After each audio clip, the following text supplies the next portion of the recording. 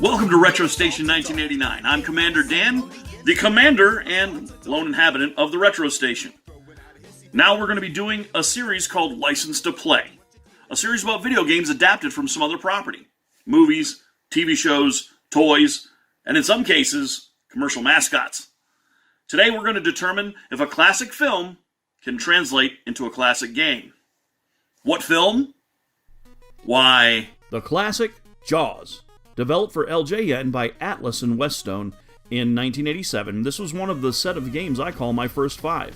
The first 5 games I ever owned for the NES. Now this title is based on the film of the same name. Jaws is... Wait. Hold on, stop. No, this ain't right. No. No, not the beloved blockbuster Universal film. No, not the one from the 70s. Sorry. No. Sorry. No, it's not the classic blockbuster you're thinking of. It is Jaws, but it's the Jaws we're talking about here is the one that was a jumping off point for the Jets. It was about the family of Chief Brody, the hero from the first movie, suffering tragic loss at every turn. The kid's getting eaten by a fucking shark on Christmas. Being menaced by another shark while Michael Caine tries to bring the old girl down in a goddamn plane. It was not a summer blockbuster. It was kind of a stinker. In fact, you might say, a movie so bad, it was personal.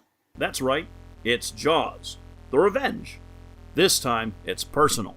This film is notorious for both being cheesy and likely the reason Michael Caine was blacklisted from major films for years to follow.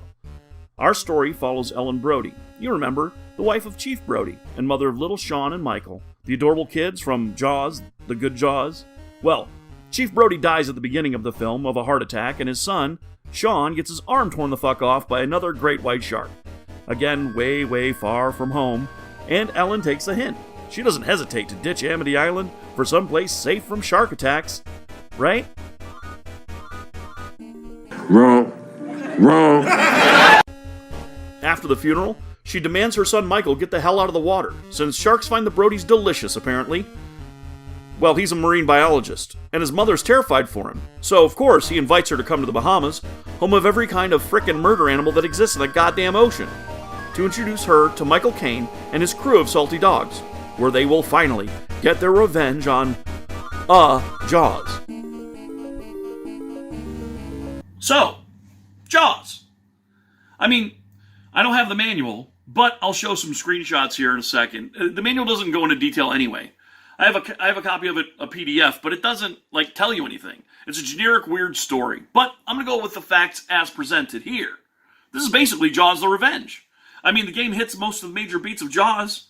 You have them bombing sea life from a seaplane. You've got them strobing the shark to get it to jump out of the water.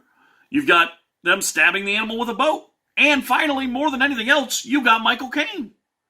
Now, the first 5 I mentioned earlier, in case you were wondering, those were Ninja Gaiden, Rampage, Back to the Future, Friday the 13th, and Jaws. So, of the first 5 games I owned, 1 was a classic. And the rest were decidedly not. Is it any good? Well, let's take a look. The game was developed by Atlas and programmed by Westone for LJN. Yeah, I know. The Rainbow of Death, the purveyors of pure shite in a world of clean diapers. We all know their reputation. But do we really? Folks on YouTube have influenced you fine people into thinking that everything LJN produced was a mountain of crap. But it's not entirely so. This game is an example of a game being pinned down by its peers. Its very notorious peers, and being painted as bad with the same broad brush. And it's really not deserved.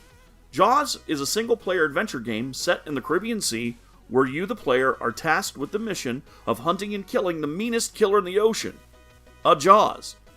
This is a lot like an RPG. You have to level up and face stronger enemies and eventually go head-to-head with Jaws itself. You start in the overworld, and the music is tense and does a job of setting the scene. Your goal in this overworld is to travel between 2 ports, powering up your ship weapons along with your harpoon, but without fail, you will hit something and need to investigate. See your little blonde avatar? That's Michael Kite. He has a harpoon gun, and he needs to skewer all of the little undersea enemies to gather up conch shells, which is the currency of El Caribe, apparently. Not gold, not ducats or dollars or pieces of 8. We're talking conchs, folks. Conchs by the shell load, by the pound. But deposit a couple conch shells into the port, and you'll get your transmitter. And thereafter, a bunch of power boosts. Now, the manual doesn't tell you certain things, like, hey, there's a mini-sub with bombs and torpedoes. You know, the most powerful item in the game. It doesn't mention how you get it or when. It's to the north of the starting point, and don't miss it. Or the fact that you really can't drain Jaws enough because he heals back up to get to the end of the game without at least power level 5 harpoons or the sub itself. There's also a bonus screen for more conch shells when you blast the living hell on a jellyfish swimming in formation and collect those shells for being accurate, which helps raise your power. Back and forth between the ports, and ultimately, with a little perseverance and a lot of luck, you'll fight Jaws. And I won't spoil the ending for you, but the game is beatable. I did it just the other night. So, what we have is a graphically passable, fluid playing, and challenging game, but doesn't have a license to play. Yeah! I mean, the game is one of those hidden gems in my opinion.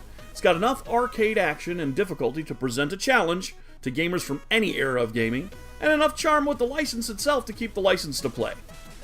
Try this game. I don't have a manual for it, but this is one time you're not really going to need one. So, pick it up. I mean, I guarantee you no one's been hoarding this to scalp these for any fucking price, so you're going to get it for $5-10 tops with shipping. So today, Jaws on NES definitely has a license to play. And if you like what you saw today, hit that like button, help me out, and let me know what kind of content you like down in the comments below. If you disagree with me, go ahead, shoot your mouth off, I'll talk back at you. I mean, it's the only thing I got for entertainment up here in the old retro station anyway. You know, every Monday we're going to have a new episode, and I look forward to diving into my pile of licensed games, even if the game I come out with is more a public turd rather than a hidden gem. Anyway, more than that, remember to always stay retro. Peace.